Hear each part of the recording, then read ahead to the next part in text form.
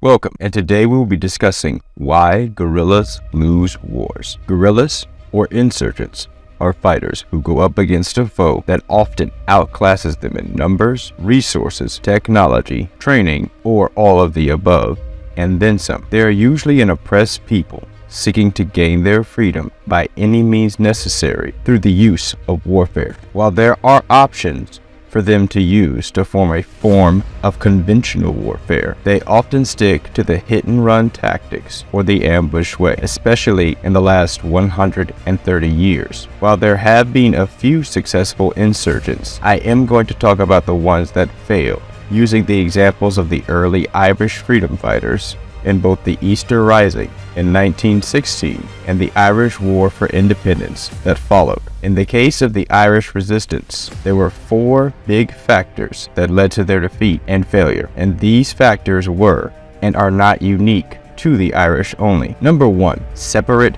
factions. Number 2, division in the ranks. Number 3, no clear goal for victory. Number 4, no vision or plan to maintain liberty or freedom after victory.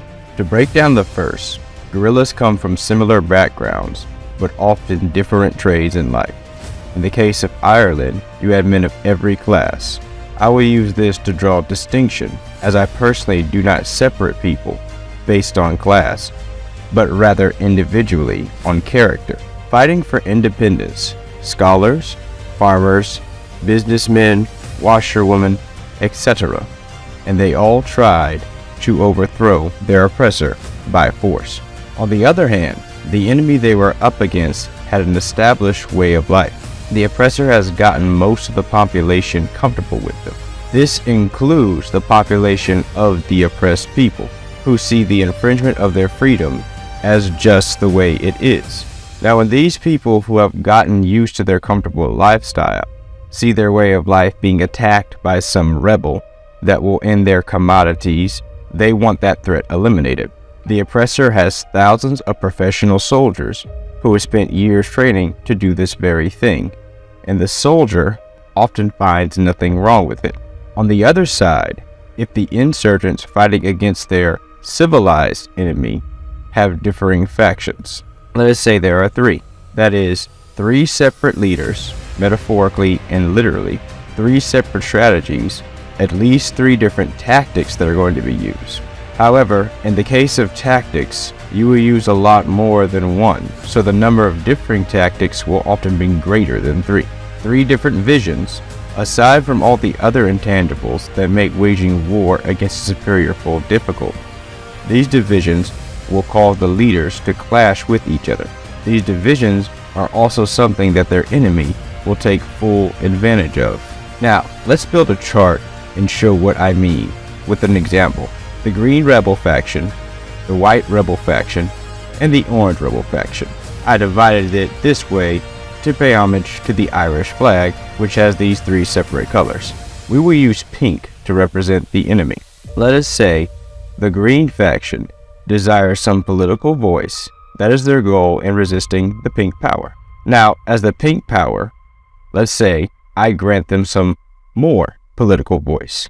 I pick a representative who is the most boisterous against the Orange faction. The Orange faction will represent the one that I have the most difficulty with as the oppressor. Orange offers the strongest resistance to me maintaining power. So I gather resources to fund a propaganda campaign against the Orange rebels who offer the stiffest resistance. But I do not send my representative to speak against them.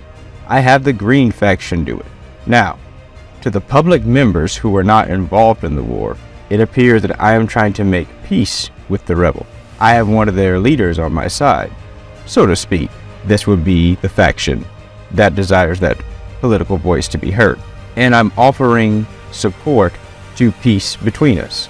It is the Orange boys who wish war, at least in the script that I'm using to maintain my position and keep three factions at each other's throats. Now, whether the Green faction is really on my side or not doesn't matter. The majority of them are now going to use their already limited resources to tear each other apart. their own countrymen who dare to do damage to the flow of their commodities. Arguing on a political scale is simple.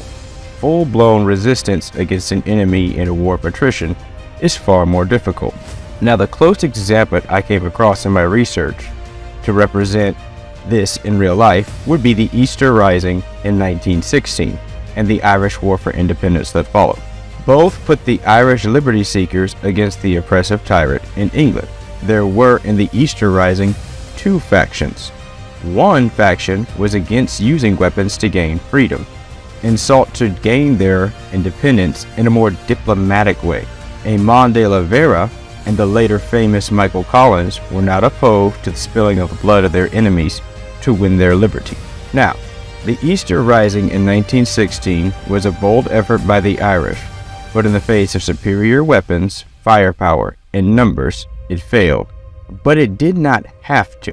To give an illustration, a lightweight 130-pound boxer has very little chance of beating a middleweight boxer, which is 160 pounds or more, or a light heavyweight boxer who is 170 pounds, who is as equally skilled as he is. Unless the smaller man has a great advantage in skill, let us say 30%, he is going to most likely lose by knockout, especially if he has already had larger opponents, has the ability to knock out larger men.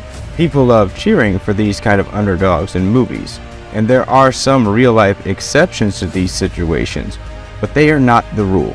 The vast majority of the time, the larger man with more resources, more power, more reach, more range is going to dominate someone who is inferior in size.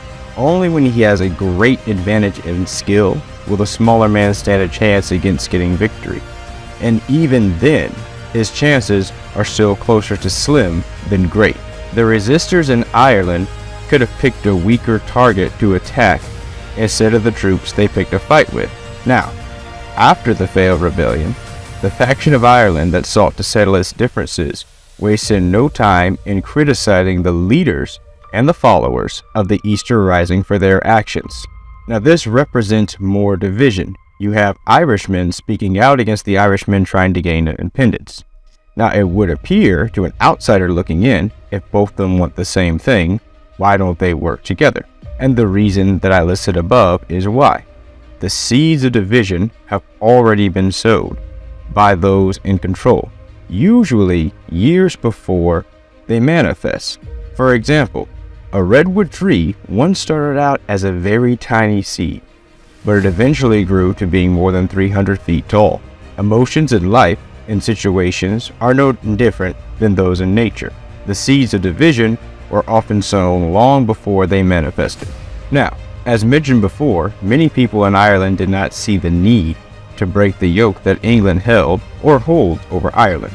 Now that a rebellion had happened, the population expected punishment and correction to follow the action of the rebels. Severe correction would indeed follow. Many leaders were executed by a firing squad, and this is important, so I will point it out. They were not executed in the more common American way, where all but one soldier's gun is empty. One executed soldier was injured and had to be tied to his chair when he was shot. Other members were executed in like manner. The executions, however, had a different effect than expected. Many people began to sympathize with the rebels after what they considered was an unnecessary atrocity taken out in the way they were executed. Now, to calm the public view, many of the rebels who had been captured were released not long after being imprisoned. One of these rebels was the now famous Michael Collins. Amon de la Vera, who was Collins' superior, was one of the leaders placed in prison. After their leader was apprehended, Michael took charge, but he had a very different way to approach warfare than his former leader. Michael would lead a successful guerrilla campaign against the English by changing two things. One, he would pick targets that were guaranteed victories.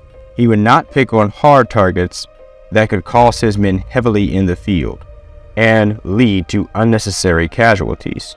Second, he would kill the enemy at any time possible. The first change would be what we call in boxing cherry picking, where a fighter picks a fighter they outclass by a large percent to rack up an easy win. Now in boxing, we would consider this cowardly and question the legitimacy of a champion who did so. In warfare, however, it is called common sense. If you cannot beat an enemy at his best, attack him when he's at his worst.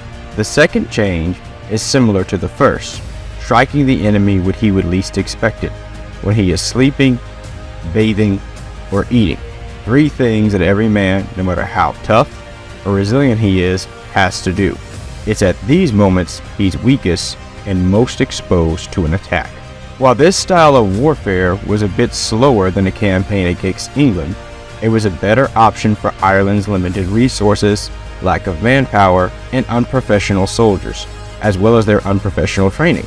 It was more successful because first, it allowed anger to be used as a weapon.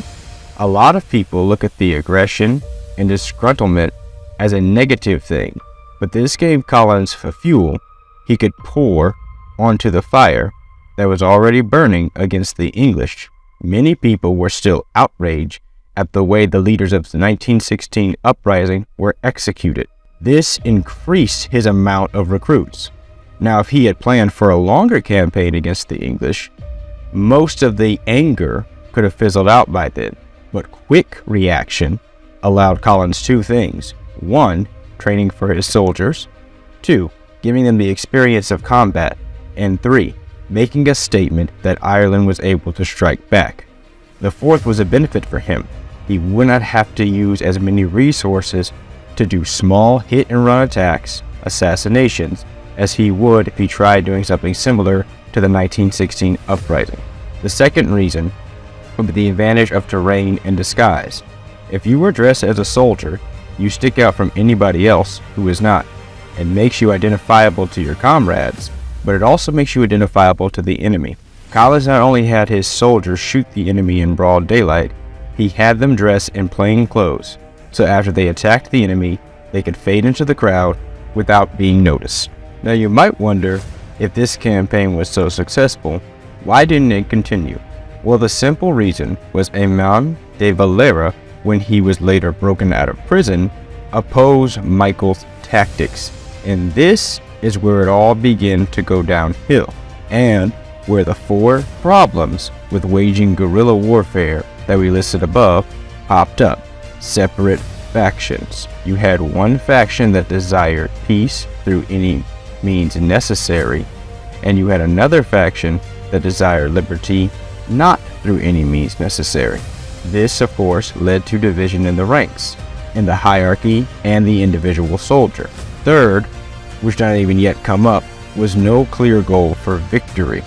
One side desired to attain a victory through a conventional means of warfare. The other side desired to gain victory through non-conventional means of warfare. 4. No vision or plan to maintain liberty after victory.